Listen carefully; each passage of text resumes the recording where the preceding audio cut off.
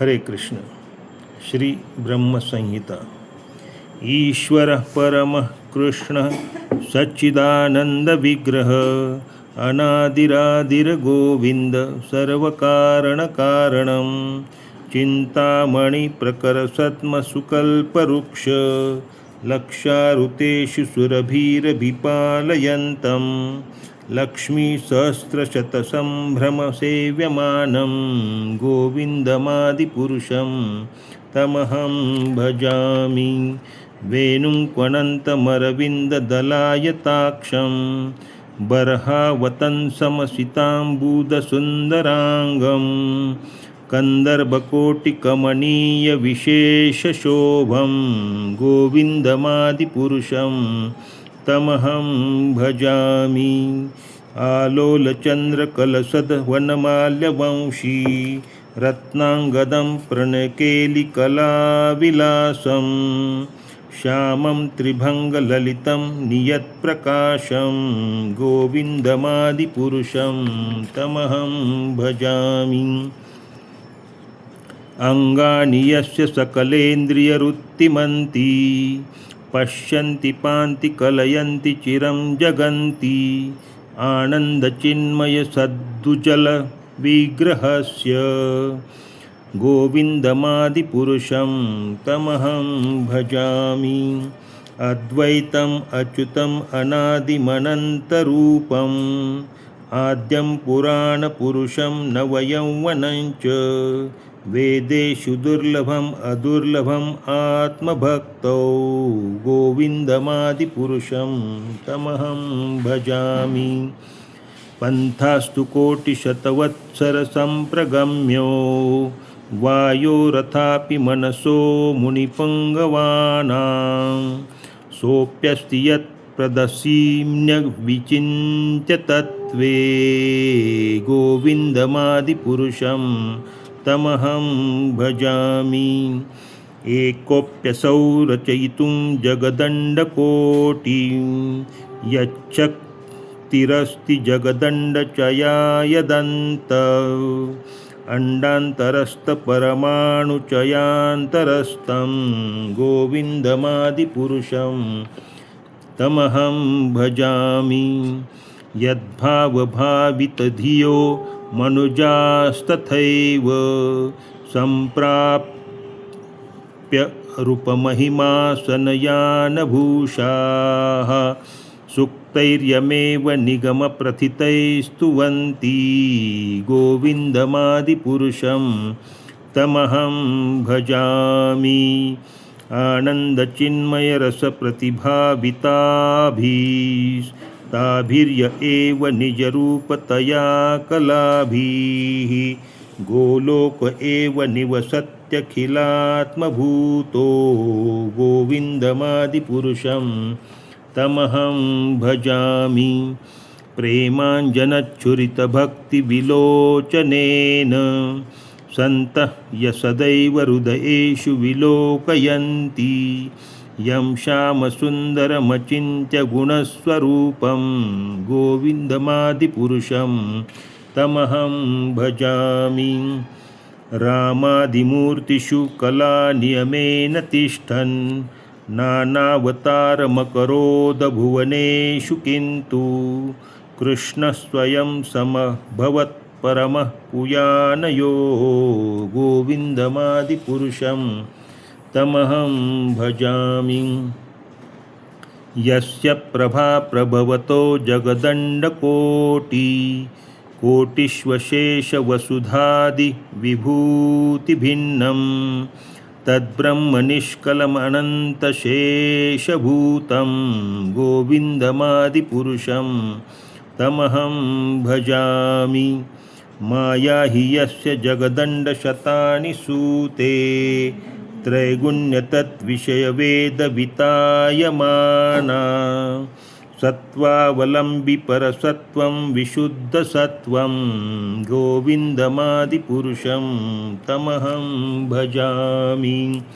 आनन्दचिन्मयरसात्मतया मनस्सु यप्राणिनां प्रतिफलनस्मरतामुपेत्य लीलायितेन भुवनानि जयत्यजस्रं गोविन्दमादिपुरुषं तमहं भजामि। गोलोकनाम्नि निजधाम्नि तले च तस्य देवी महेशहरिधाम सुतेषु तेषु ते ते प्रभावनिचया विहिताश्च येन गोविन्दमादिपुरुषं तमहं भजामि। सृष्टिस्थितिप्रलयसाधनशक्तिरेका छायेव यस्य भुवनानि बिभरति दुर्गा यच्छानुरूपमपि यस्य च चेष्टते सा गोविन्दमादिपुरुषं तमहं भजामि। क्षीरं यथा दधिविकारविशेषयोगात् संजायते न हि ततः पृथगस्ति हेतोः यशंभृतामपि तथा समुपैति कार्याद् गोविन्दमादिपुरुषं तमहं भजामि। दीपार्चिरेव हि दशान्तरमभ्युपेत्य दीपायते विवृत्तहेतुसमानधर्मा यस्तादृगेव हि च विष्णुतया विभाति गोविन्दमादिपुरुषं तमहं भजामि। यः कार्णनार्णवजले भजति स्म योग निद्रामनन्तजगदण्डसरोमकूप आधारशक्तिमवलम्ब्य परां स्वमूर्ति गोविन्दमादिपुरुषं तमहं भजामि। यश्चैकनिश्वसितकालमथावलम्ब्य जीवन्ति लोमविलजा जगदण्डनाथाः विष्णुर्महान् यश्च कलाविशेषो गोविन्दमादिपुरुषं तमहं भजामि। भास्वान् यथा श्मशकलेषु निजेषु तेजः स्वीयं कियत् प्रकटत्यपि तद्वदत्र ब्रह्माय एष जगदण्डविधानकर्ता गोविन्दमादिपुरुषं तमहं भजामि।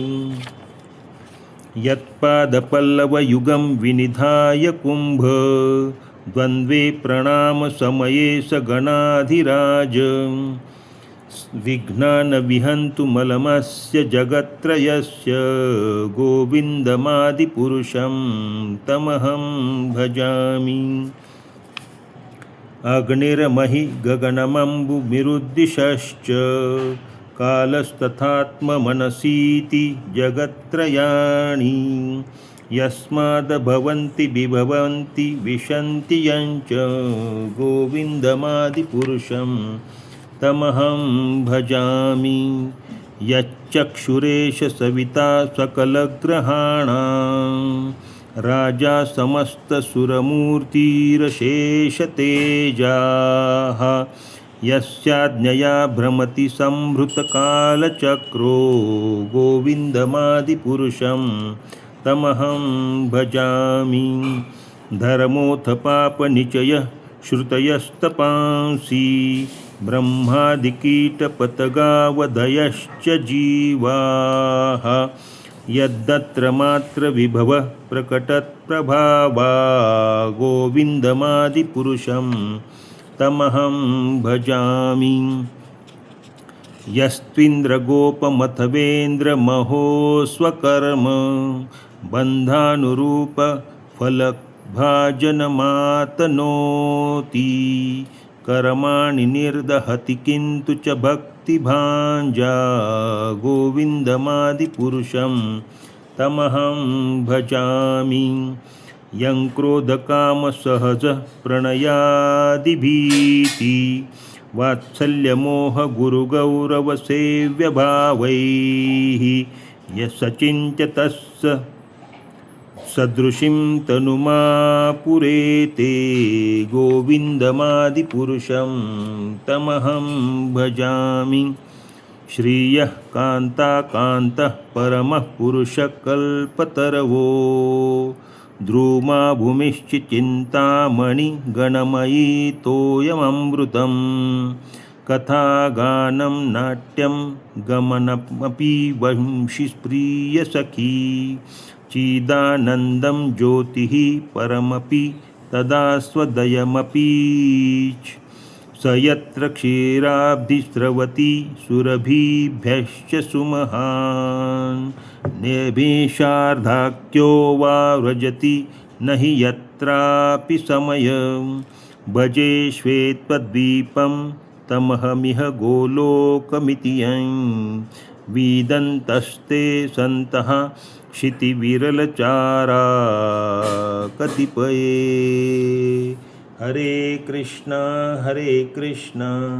कृष्ण कृष्ण हरे हरे, हरे राम राम राम हरे हरे।